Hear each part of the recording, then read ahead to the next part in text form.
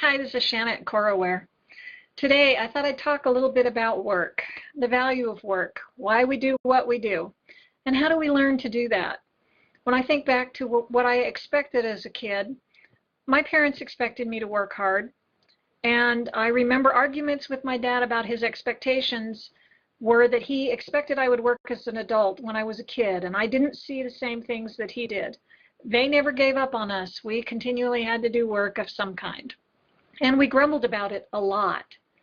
And yet, I think that expectation that we would work, we would contribute, that we weren't handed everything we needed on a silver platter, helped to set an expectation in my own mind that I would work. There have been times when I haven't worked for money. I have worked for the benefit of working. I have done volunteer work. I have helped out. I've needed to contribute and make a difference. We had Labor Day here in the United States this week, and we celebrate work in that, and yet so many of us, the goal is to get to a point where we don't have to work. Well, what is it that you do that actually contributes, that gives a reason for your existing here on the planet if you don't have work? Work is what allows us to grow and stretch. Exercise is a form of work, and if you don't use your muscles, they atrophy. So your body actually needs work. And I think our minds and our spirits do too.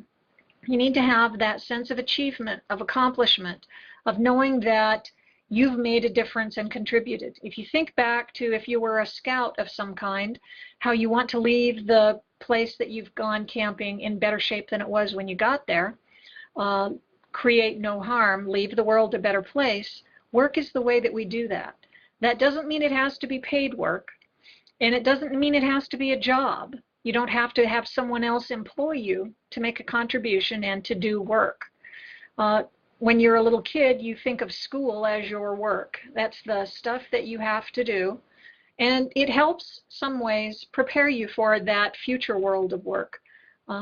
Hundreds of years ago, most of us would have worked in a subsistence form to raise most of the food which we ate, unless we were either really lucky and we were the wealthy, or we were really unlucky and we were a serf and we were basically raising more food for our overlord than we were for ourselves, you know, all of those kinds of things.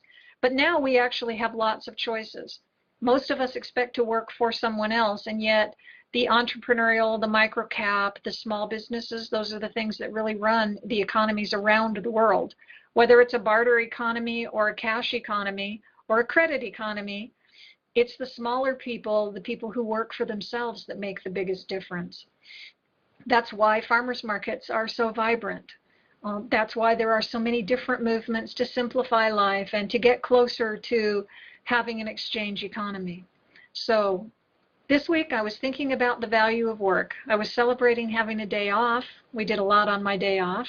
So we didn't not work, it just was different work. And I was thinking about how we need this. We need to not look at 65, 63, 62, 55, whatever, as a retirement from work. But when we get to a point of no longer working for an employer, perhaps we change the focus of our work. We do volunteer work. Maybe we help out at schools, we tutor, there is something. There's huge value to work, and I think that's the biggest contribution that we make outside of our families. Well, what do you think? Let us know. Thanks for listening.